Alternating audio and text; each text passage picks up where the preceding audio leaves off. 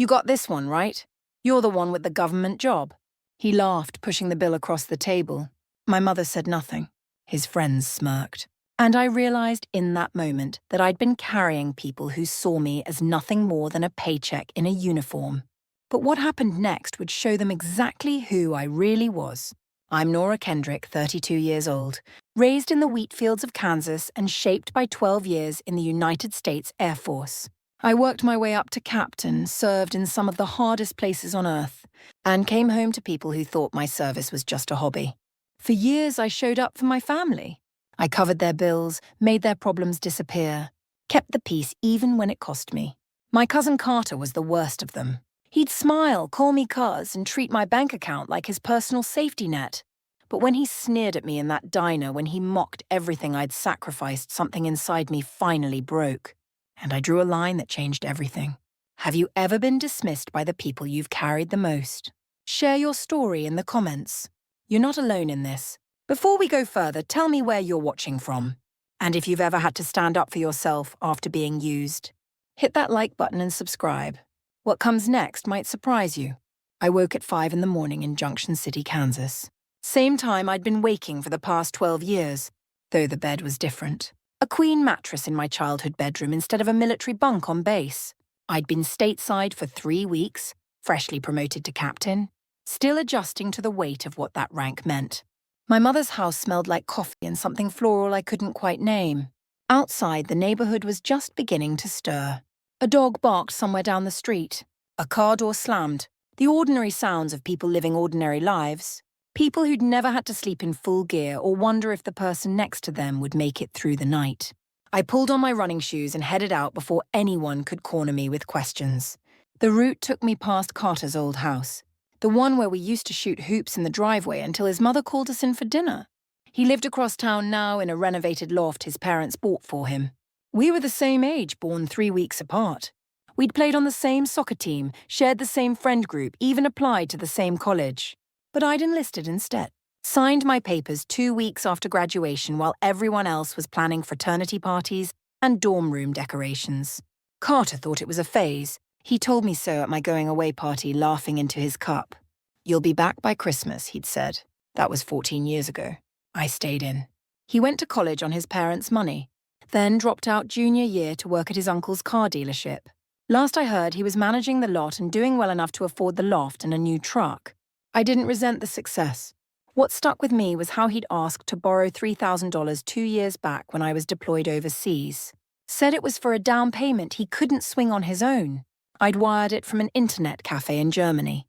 Didn't even ask for a timeline to pay it back. He never mentioned it again. Not once. I ran 4 miles that morning, then came back to find my mother at the kitchen table with her sister, Aunt Linda. They stopped talking when I walked in. My mother smiled, the tight kind that doesn't reach the eyes. There she is, Nora, the early riser. Still on military time, I see.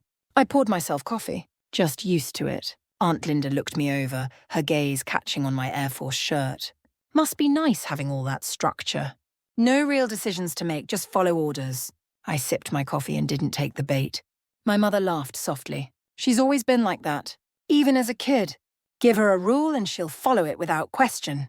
There was something in her tone I couldn't quite place. It wasn't pride. I finished my coffee standing up, rinsed the mug, and excused myself. Upstairs, I checked my phone and found a text from Lieutenant Colonel Reynolds, my mentor and former squadron commander. He'd been checking in since I left Afghanistan. "How's the homecoming?" his message read. I typed back, adjusting. He replied within a minute. "Take your time. They don't understand what you've been doing. That's not your fault." I appreciated that. Reynolds had a way of cutting through noise. He'd been the one to recommend me for the assignment that led to my deployment, and he'd been the one to debrief me when I came back. He knew what it cost to be gone for months at a time, to carry the weight of decisions that didn't fit into normal conversation. I spent the rest of the morning unpacking boxes I'd shipped from my last posting. Most of it was practical. Uniforms, books, a few personal items I'd kept through multiple moves. I traveled light by necessity and preference. That afternoon, my mother asked if I'd come to a family dinner that weekend. Carter would be there, along with Aunt Linda and a few cousins I hadn't seen in years. She framed it as a welcome home gathering, but I knew better. My family didn't do casual. There was always an undercurrent, always something beneath the surface. "I'll be there," I told her. She seemed relieved. Over the next few days, I settled into a routine. Morning runs, paperwork for my transfer to McConnell Air Force Base in Wichita, phone calls with Reynolds about my new role. The work was straightforward, the kind of planning I'd done dozens of times. What felt strange was the silence around me. No aircraft noise, no radio chatter, no constant activity. Just the quiet of my mother's house and conversations that never went deeper than the weather. Carter called Thursday night. I almost didn't answer. "Nora, heard you were back. How's it feel to be home?" His voice was loud, enthusiastic. I could hear music in the background, people laughing. "It's good," I said. "Good, good. Man, I can't wait to see you." "It's been, 4 years? Crazy. You still doing the pilot thing?" I bit back a correction. I wasn't a pilot. I was an intelligence officer. But I'd stopped explaining that years ago. "People heard Air Force and assumed jets. Still in uniform," I said. "That's wild. I don't know how you do it. All that travel, all those rules. I'd go insane." He laughed. "Listen, I've got to run, but I'll see you Saturday. Mom's making her lasagna. I'll be there." He hung up before I could say anything else. I sat with the phone in my hand, staring at the screen. Carter had never asked me what I did overseas. Not once. Not when I was in Germany, not when I was in Afghanistan, not when I spent 6 months coordinating operations that saved lives. He'd never asked what it was like to sit in a briefing room and watch missions unfold in real time, missions I'd helped plan. He just knew I wore a uniform and traveled, and that seemed to be enough for him. I wondered sometimes if he even remembered the money. Probably not. It was a small thing to him, a favor from a cousin who had a steady paycheck. To me, it had been 3 months of deployment pay, carefully saved. What bothered me wasn't that he didn't pay it back. It was the assumption that I had it to spare, that my life was somehow easier because I'd chosen a path he didn't understand.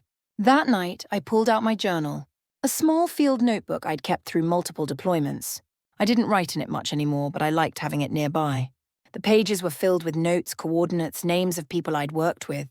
Toward the back was a list I'd started on a particularly difficult night overseas.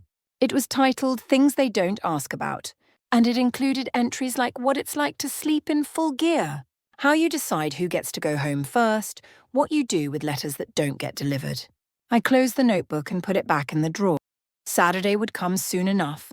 The dinner was at a family restaurant off Highway 57, the kind of place with vinyl booths and laminated menus that hadn't changed in 20 years.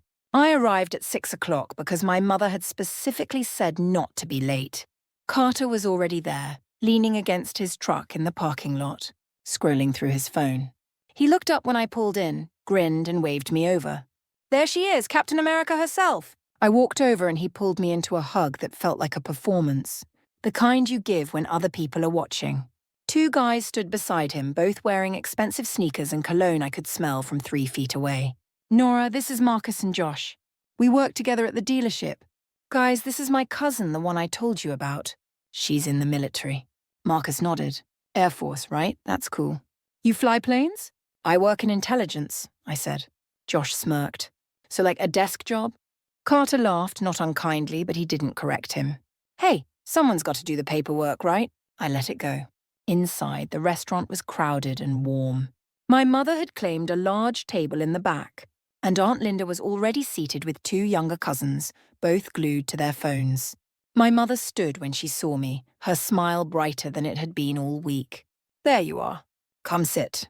We already ordered appetizers." I slid into the booth next to her. Carter took the seat across from me, his friends flanking him. The conversation started light. Questions about the food, comments about the weather, small talk that filled space without meaning much. Then Aunt Linda leaned forward. "So Nora, what's next for you? Are you done with all the traveling, or are they sending you off again?" "I'm transferring to McConnell," I said. "I'll be running a training program there." "Training," she repeated like she was testing the word. "So teaching people how to do what you do?" "Something like that." Carter jumped in, his tone light but pointed. "Man, I don't know how you do it. All that moving around, no real home, no stability. Don't you ever just want to settle down? Get a normal job?" "I like what I do," I said, keeping my voice even. Marcus leaned back, arms crossed. "But what do you actually do, like day to day? Is it just emails and meetings?" "Sometimes," I said. Other times it's making sure people have the information they need to stay alive. Josh made a face. Sounds boring. Carter laughed louder. Come on, man. Don't say that. Nora's doing important work. She's serving her country. The way he said it with that slight mocking edge made it clear he didn't believe it. My mother sitting beside me said nothing. She looked at her menu, her expression unreadable. The appetizers arrived. Carter grabbed a handful and kept talking. Seriously though, Nora, when are you going to quit and do something real? You've done your time. You could come work with me at the dealership. We're always looking for good people. I'm not quitting, I said. Why not? What's keeping you there? The pay can't be that good. I didn't answer. He pressed on, his tone shifting to something that sounded like concern but felt like condescension. I'm just saying, you're in your 30s now. Don't you want a family? A house? You can't do that while you're hopping bases every 2 years. Aunt Linda nodded. He's got a point. You've been doing this a long time. At some point, you have to think about your future. I wanted to tell them I had thought about my future, that I'd planned it carefully, that I'd built a career I was proud of, earned respect most people never touch. But I didn't say any of that. Instead, I picked up my water and took a long drink. My mother finally spoke. Nora's always been independent. She doesn't need anyone telling her what to do. It should have felt like support, but the way she said it, flat and almost resigned, made it sound like criticism. Carter's friends exchanged a glance. Marcus chuckled softly. The rest of the meal followed the same pattern. Carter held court, telling stories about his work, his weekend plans, his new truck. His friends laughed on cue, and my mother and aunt chimed in with questions that fed his narrative. I ate my food and listened, contributing only when directly asked. At one point, Carter turned to me with a grin that didn't reach his eyes. Hey, remember when you lent me that money a couple years back? For the down payment? I looked at him, surprised he'd brought it up. Yeah, man, that was clutch. You really saved me. He didn't say thank you. He didn't mention paying it back. He just moved on, launching into another story about a deal he'd closed at the dealership. I realized then that he didn't see it as a debt. He saw it as something I'd been happy to give, something I could afford because I didn't have the expenses he did. No mortgage, no car payments, no life that required real money. Just a steady paycheck from a job he didn't understand. When the check came, Carter made a show of reaching for his wallet, then laughed and leaned back. You got this one, right, Nora? You're the one with the government job. Something inside me snapped. I looked at the check, then at Carter, then at my mother. She was staring at her phone, pretending she hadn't heard. No, I said. Carter blinked. What? I said no. I'm not paying for everyone. The table went quiet. Marcus and Josh exchanged glances. Aunt Linda looked up from her phone. Carter laughed, uncomfortable now. Come on, I was just joking. Were you? I kept my voice calm, steady, because this is what you do. You joke, you hint, and then I pay. I've been doing it for years. But not tonight. Nora, my mother said softly, a warning in her voice. I ignored her. Actually, Carter, since we're talking about money, when are you planning to pay me back the $3,000 I lent you 2 years ago? His face went red. I was going to get to that. When? Because it's been 2 years. Not a word. Not a payment. Not even a thank you. I've been dealing with stuff, he said, his voice rising. You know how it is? No, I don't. Explain it to me. He opened his mouth, then closed it. Marcus and Josh were staring at their plates. I thought so, I said. I pulled out my wallet, placed enough cash on the table to cover my meal and tip, and stood up. That's mine. The rest of you can figure out your own bill. Nora, sit down, Aunt Linda hissed. You're making a scene. I'm setting a boundary, I said. There's a difference. I looked at my mother. She was still staring at her phone, her face pale. Mom, if you want to have a relationship with me, you need to decide whose side you're on. Because right now, your silence says everything. I walked out of the restaurant, my heart pounding but my head clear. Behind me, I heard muffled voices, Carter's rising above the rest. I didn't look back.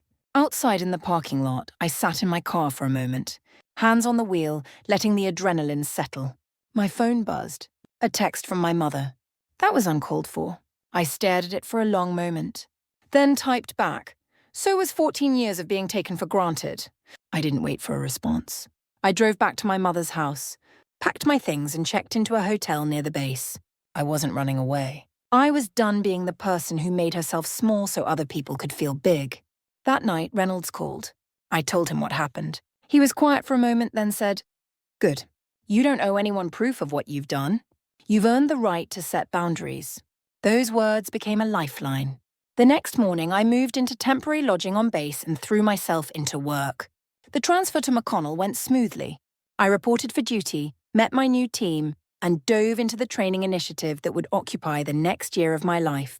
The work was demanding but satisfying. I was responsible for designing a squadron-level training program focused on intelligence integration in combat operations. It meant long hours, detailed planning, constant coordination. But it also meant I was doing something that mattered, teaching young officers and enlisted personnel how to process intelligence in real time, how to make decisions under pressure, how to keep their people safe. My team was solid. Captain Reese, a sharp tactical officer. Technical Sergeant Martinez, a veteran analyst with 15 years of experience. Senior Airman Cole, a recent graduate who was eager to learn. They respected the work, respected each other, and respected me. I hadn't spoken to Carter since the dinner. He'd sent a few texts, casual check-ins that felt obligatory. I didn't respond. My mother called once a week and we talked about surface things. Weather, errands, her book club. Neither of us mentioned the argument.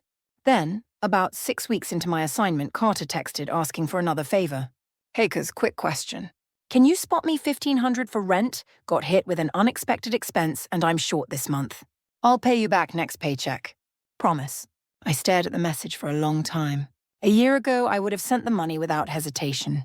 But sitting in my apartment on base, surrounded by the life I'd built on discipline and responsibility, I realized something. I didn't owe him anything.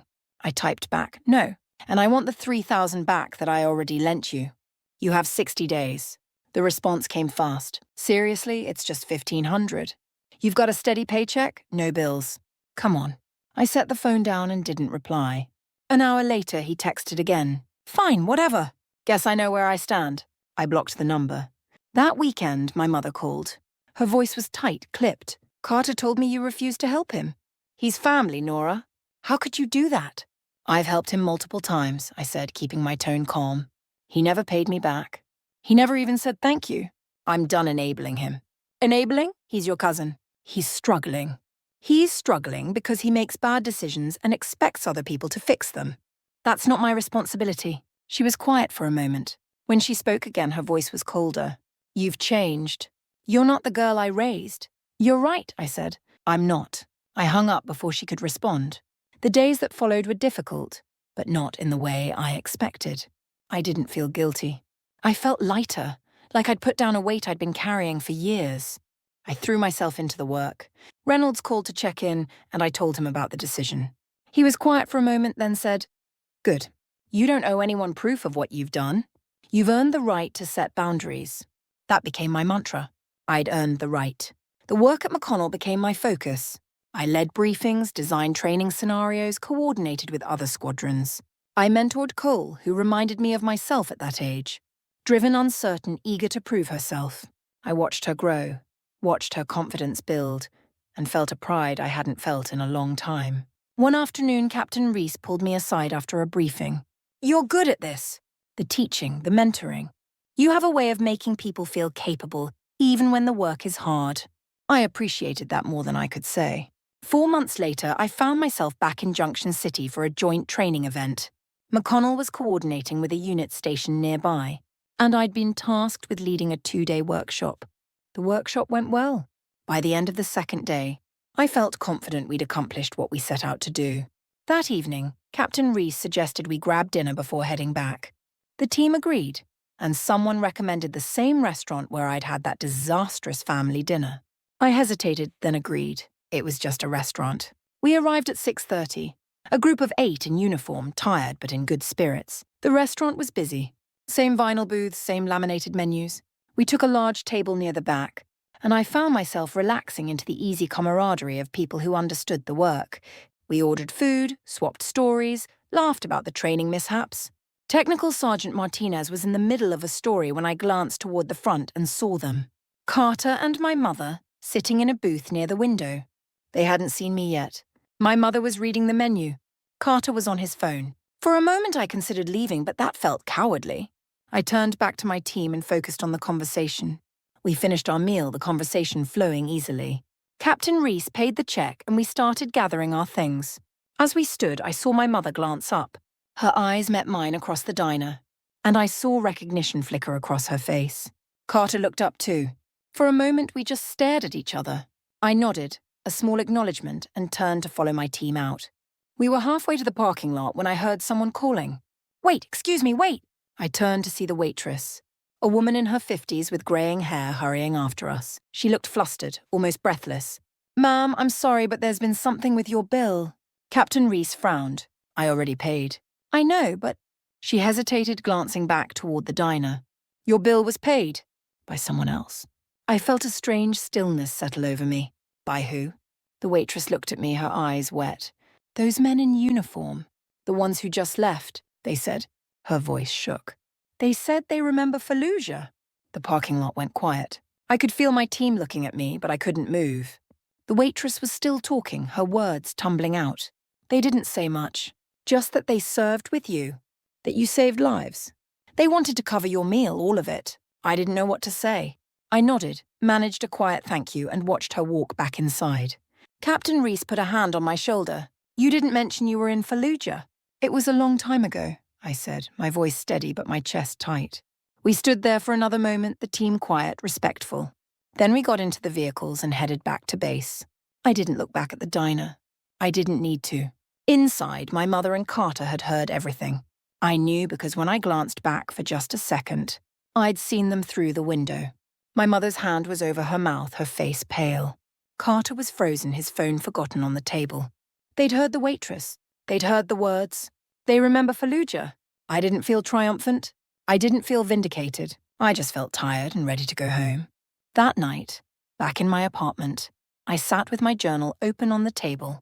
I didn't write anything new. I just read through old entries, notes and observations I'd made during those long months overseas. There was one entry dated 3 years earlier, written during a particularly brutal week. It read, "Today we lost 2. I briefed them 72 hours ago, gave them the intelligence, walked them through the risks. One of them thanked me before they left, said I was thorough. I don't feel thorough. I feel responsible." I closed the journal and set it aside. The men who'd paid our bill tonight, they'd been there. They'd known what that deployment meant, what it cost. They didn't need me to explain. They'd lived it. And that, more than anything my family could say or do, was what mattered. Carter's message came 2 weeks later. It was long, the kind of text that clearly took time to write. It started with an apology, then shifted to an explanation, then circled back to an apology again. The core of it was this: "I didn't know you were there." I didn't know what Fallujah really meant. I looked it up after that night at the diner. I read about what happened, about the operations, the losses. I didn't know you were part of that. I'm sorry for how I acted. I'm sorry for all of it. I read it twice, then set the phone down. I thought about responding right away, but I didn't. I needed time to figure out what I wanted to say, if I wanted to say anything at all. 3 days later, I typed back 2 words, "Now you do." That was it. I didn't elaborate, didn't offer forgiveness. I just acknowledged that he knew, and left it at that. He didn't respond, and I didn't expect him to. A week after that, my mother called. I let it go to voicemail. She left a message, her voice halting and unsure. "Nora, it's Mom. I wanted to talk about what happened at the diner.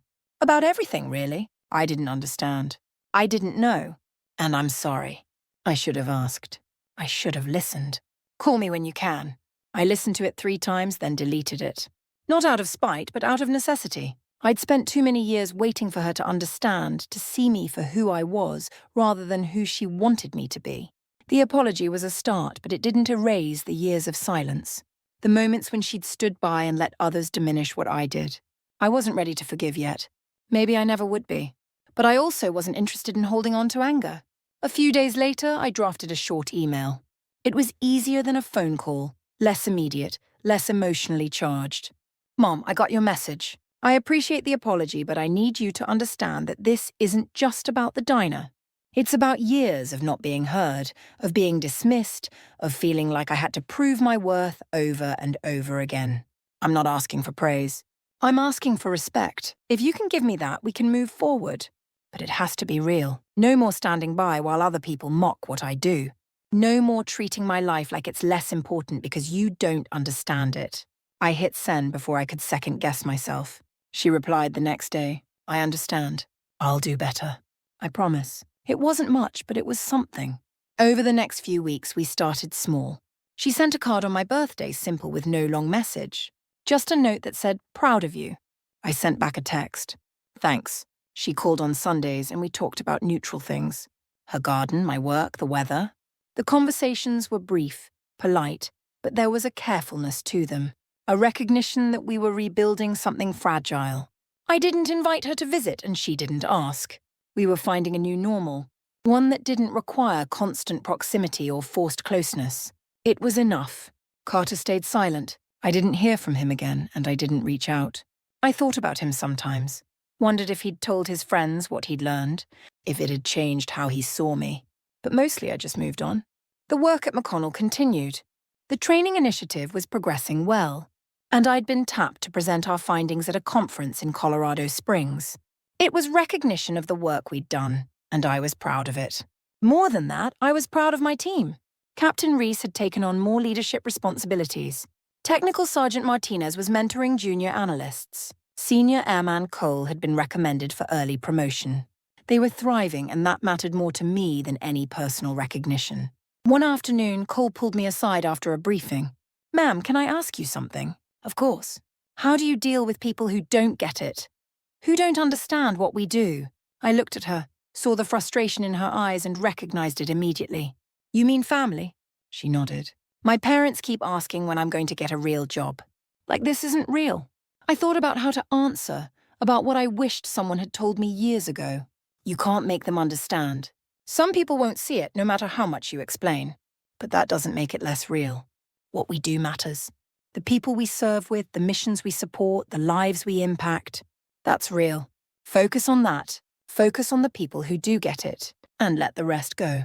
She looked relieved, like I'd given her permission to stop trying so hard. Thank you, Mom. That night, I thought about my own advice. Let the rest go. It was easier said than done, but I was learning. Slowly, painfully, I was learning to let go of the need for my family's approval, to stop measuring my worth by their understanding. I was building a life that didn't require their validation. And that life was good. 2 years passed. I was promoted to major in the fall, a few months after my 35th birthday. The promotion was expected, the result of consistent performance and strong recommendations from my command. Lieutenant Colonel Reynolds called to congratulate me, his voice warm with pride. You've earned this, Kendrick. Keep doing what you're doing. The work at McConnell had evolved. The training initiative I'd built was now a model for other squadrons, and I'd been asked to lead its expansion across multiple bases. It was significant responsibility, one that required travel coordination and long hours. But I thrived on it. I was doing work that mattered, work that would outlast my tenure and benefit the next generation. My team had grown. Captain Reese had been promoted and transferred. Technical Sergeant Martinez remained, now my senior analyst. Cole had made Staff Sergeant ahead of schedule and was leading her own team. Watching them succeed felt like its own reward. My relationship with my mother remained careful but cordial. We talked every few weeks. She'd visited once a short weekend where we stuck to safe topics. It wasn't perfect, but it was functional. Carter? I hadn't heard from him at all. I'd unblocked his number months earlier, but he never reached out. I assumed he'd moved on, found other people to lean on. It didn't bother me anymore. One Thursday afternoon, I got a call from the diner in Junction City. It was the waitress, Maria, the one who'd told me about Fallujah that night 2 years earlier. Her voice was tentative. Major Kendrick, I hope it's okay that I'm calling. I got your number from the base directory. I just wanted to tell you something. Of course. What's going on? I don't know if you remember, but after that night, after those soldiers paid your bill, I couldn't stop thinking about it. About you. I did some research, read about Fallujah, about what happened there, and I just wanted you to know that I'm grateful for what you did. For all of it. I didn't know what to say. Thank you. That means a lot. There's something else, she continued.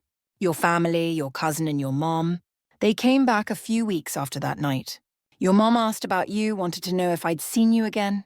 I told her I hadn't, but I could tell she was different, like she was trying to understand something. I absorbed that, surprised. Did she say anything else? Just that she was proud of you. She wanted me to know that, in case I saw you again. We talked for a few more minutes, then hung up. I sat at my desk, staring at the phone, trying to process the call. My mother had gone back to the diner. She'd talked to Maria. She was trying, in her own way, to bridge the gap. It wasn't enough to fix everything, but it was something. That night, I drafted another email to my mother. This one was different, less guarded. Mom, Maria called me today. She told me you went back to the diner. I appreciate that. I know we've both made mistakes, and I know this hasn't been easy. But I want you to know that I'm okay. I'm more than okay. I've built a life I'm proud of, surrounded by people who respect the work I do. I hope eventually you'll be part of that too. But it has to be on terms that work for both of us. Let me know if you're ready for that, she replied the next morning. I'm ready. Let's try. Over the following months, we did. She visited again, this time for Thanksgiving. It was awkward at first, but we found a rhythm. She asked about my work, and I told her. Not everything, but enough. She listened, really listened, and I saw something shift in her. She was trying to understand, to see me as I was, not as she'd wanted me to be. It wasn't perfect. We still had moments of tension, moments where old patterns threatened to resurface. But we were building something new, something more honest. And that was worth the effort. I thought about Carter sometimes, wondered if he was doing the same kind of work with himself, the same kind of reckoning. I hoped he was, but I didn't need to know. My life had moved on. One afternoon, I received a card in the mail from Maria, postmarked from Junction City. Inside was a simple handwritten note. Major Kendrick, the one they remember. Happy holidays. I smiled and pinned it to the bulletin board in my office, next to a photo of my squadron and a certificate of commendation from my last evaluation. It was a small thing, but it meant everything. That night, I sat down with my journal and wrote a new entry, the first in months. 2 years ago, I thought I needed my family to understand what I'd done, what I'd been through. I thought their respect would make it all worthwhile. But I was wrong. I didn't need their respect. I needed my own. I needed to know that what I did mattered, that the sacrifices were worth it, that I'd lived up to the standard I set for myself. And I have. The people who matter, the ones who served alongside me, the ones I'm training now, the ones who remember Fallujah, they see it. They know. And that's enough. By the time I made Lieutenant Colonel, I was 39 years old. The promotion came through in the spring, and I reported to my new assignment at Whiteman Air Force Base in Missouri. I was taking command of an operational wing, overseeing intelligence operations for a critical mission. It was the kind of role I'd been working toward my entire career, and I was ready. The responsibility was significant. Hundreds of personnel, millions of dollars in resources, decisions that would impact national security. But I wasn't intimidated.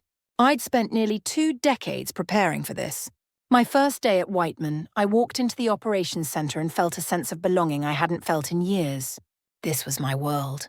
The briefings, the coordination, the constant activity that meant people were doing their jobs well. I was home. Over the first few months, I focused on building relationships with my team, understanding their strengths and challenges, implementing changes that would improve effectiveness. I brought in some of the training methods I'd developed at McConnell, adapted them for the operational environment, and watched as my people rose to meet the standard. One afternoon, a young captain approached me after a briefing. She was sharp, confident, but there was something uncertain in her eyes. "Ma'am, can I ask you something?" "Of course." "How do you balance it all? The work, the expectations, the pressure? How do you keep going?" I thought about the question, about all the years that had led me to this moment. You focus on the mission. You surround yourself with good people, people who share your values. And you remember why you're doing this. It's not about the recognition or the rank. It's about the impact. The lives you help save, the people you mentor, the legacy you leave. That's what keeps you going. She nodded and I saw something settle in her expression. "Thank you, ma'am." That night, I thought about legacy. Not in a grand abstract way, but in the tangible sense of what I was leaving behind. The training programs I'd built, the officers I'd mentored, the missions I'd supported, those were my legacy. The things that would outlast my time in uniform. I thought about the people who'd helped me along the way. Reynolds, who'd believed in me when I was still figuring out who I wanted to be. Martinez, who'd taught me the value of patience and precision. Cole, who'd reminded me why mentorship mattered. I thought about the soldiers in Fallujah, the ones who'd paid my bill that night at the diner, the ones who remembered.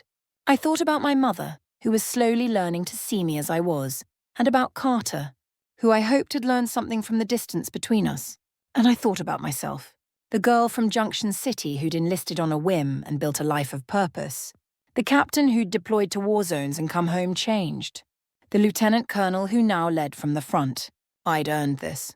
Every promotion, every challenge, every moment of doubt and triumph, I'd earned it through discipline, dedication, and a refusal to settle for anything less than the standard I set for myself. One Saturday morning, I drove to Junction City to visit my mother. It had been 6 months since I'd last seen her, and I wanted to make the effort. We had lunch at her house, and for the first time in years, the conversation felt natural. She asked about my work, and I told her about the wing I was leading, the challenges and successes. She listened without interrupting, without trivializing. When I finished, she reached across the table and took my hand. "I'm proud of you. I know I haven't always said it, but I am. What you've done, what you've built, it's remarkable." I squeezed her hand. "Thank you." After lunch, she suggested we drive by the old high school, take a walk around the neighborhood. We did, and as we walked past Carter's old house, she brought him up. "Have you heard from him?" "No, not in years." She nodded. "He's struggling. Lost his job at the dealership, went through a rough breakup. I think he's finally realizing the choices he made." I didn't feel vindicated or triumphant. I just felt sad for him, for the person he could have been if he'd made different choices. "I hope he figures it out," I said. And I meant it. That evening, I drove back to Whiteman, the Kansas plains stretching out around me. I thought about the long road I'd traveled, the people I'd met, the lives I'd touched. I thought about the girl I'd been and the woman I'd become. When I got back to base, I found a package waiting at my door. It was from Maria. Inside was a framed photo, a picture of the diner taken from the parking lot, with a small plaque that read, "Major Kendrick, the one they remember." I hung it on the wall in my living room, next to my commission certificate and a photo of my squadron. It was a reminder of where I'd come from, of the moments that had shaped me, of the people who saw my worth, even when others didn't. That night, I pulled out my journal one last time. I flipped to the last page and wrote they laughed because they couldn't see past the uniform. But the men who remembered Fallujah, they didn't see a soldier. They saw a sister in arms, and that was enough. I closed the journal and set it on the shelf where it would stay. I stood in front of the mirror in my quarters at Whiteman, adjusting the silver oak leaves on my shoulders. "Lieutenant Colonel." The rank still felt new even after 6 months. My phone buzzed. A text from Technical Sergeant Martinez, now stationed at Peterson Space Force Base. "Saw your name on the promotion list for Colonel." "Congrats, ma'am." "Well deserved." I hadn't seen the list yet. I opened my email and found the notification. The selection board had recommended me for promotion to full colonel. If confirmed, it would come through in 18 months, right around my 41st birthday. I sat down on the edge of my bed, the weight of it settling over me. Colonel. It was a rank I'd aspired to, but never quite believed I'd reach. Not because I doubted my abilities, but because I knew how competitive it was. I called Reynolds. He answered on the second ring. "Kendrick, I was wondering when you'd see it. You knew? I wrote one of your recommendations." "Of course I knew." He paused. "You've earned this 10 times over. Don't second-guess it." "I'm not second-guessing. I'm just processing." "Process later. Right now, accept the congratulations and keep doing what you're doing." I smiled. "Yes, sir." After we hung up, I sat in the quiet of my quarters and let myself feel it. The pride, the satisfaction, the sense that everything I'd worked for was finally coming together. I thought about the girl who'd enlisted at 18, uncertain and naive, who'd believed that service meant something even when others mocked it. I thought about the captain who'd deployed to Fallujah, who'd made decisions that saved lives and carried the weight of the ones she couldn't save. I thought about the major who'd built training programs and mentored young officers, who'd learned to set boundaries and demand respect. And now, the lieutenant colonel who would become a colonel, who would lead at the highest levels, who would shape policy and strategy and leave a mark that would last long after she retired. That evening, there was a formal dinner at the officers' club. I arrived 15 minutes early, as always, and found myself seated next to a newly assigned brigadier general, a woman in her late 40s who'd spent her career in logistics. "Lieutenant Colonel Kendrick," she said, extending her hand. "I've heard good things about your work at McConnell. The training initiative you built is being replicated across the command. Thank you, ma'am. That was always the goal, to create something sustainable. It's rare to see that kind of foresight. Most officers are so focused on their next assignment, they don't think about legacy. I appreciated the compliment. I had good mentors. They taught me to think beyond my own career. The general smiled. That's another rare quality. Hold on to it. The dinner proceeded smoothly. Speeches from the wing commander, updates on operational priorities. I listened, engaged when appropriate, and slipped out as soon as it was polite to do so. Back in my quarters, I changed into running clothes and headed out into the cool Missouri night. Running had always been my way of processing, of clearing my head. I ran the perimeter of the base, the familiar rhythm of my footsteps grounding me.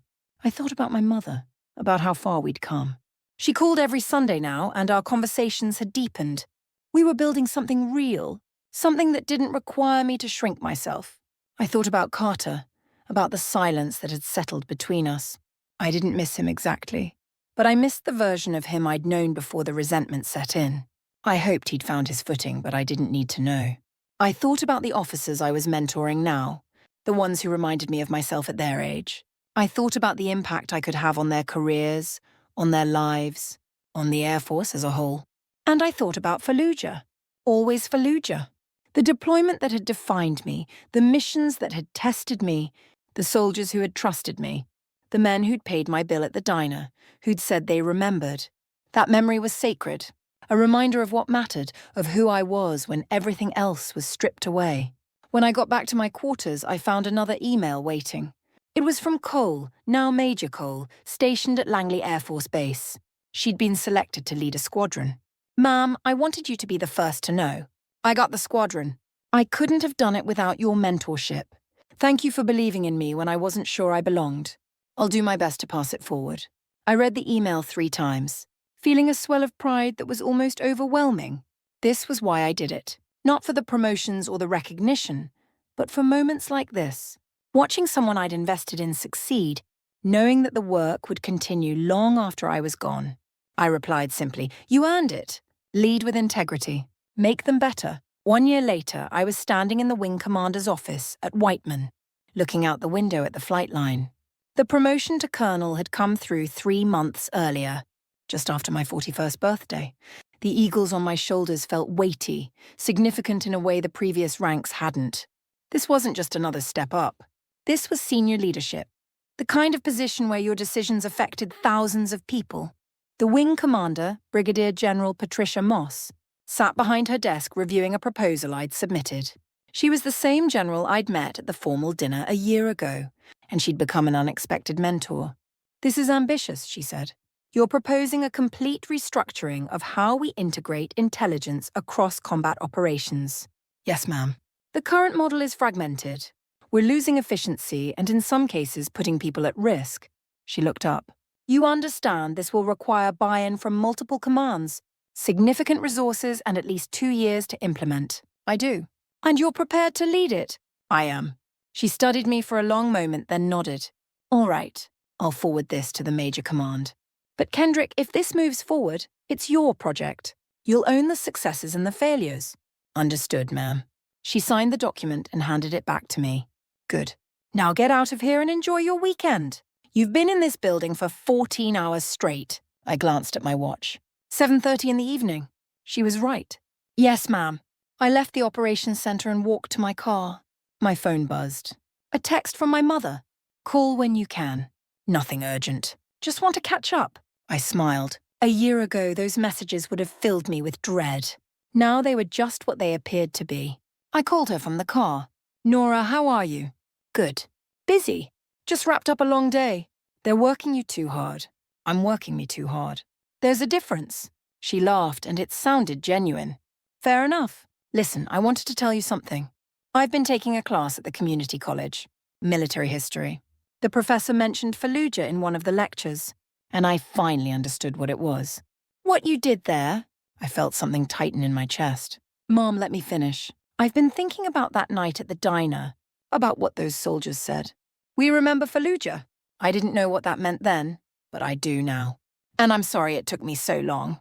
I pulled into my apartment complex parking lot and sat in the car. "Thank you. That means a lot."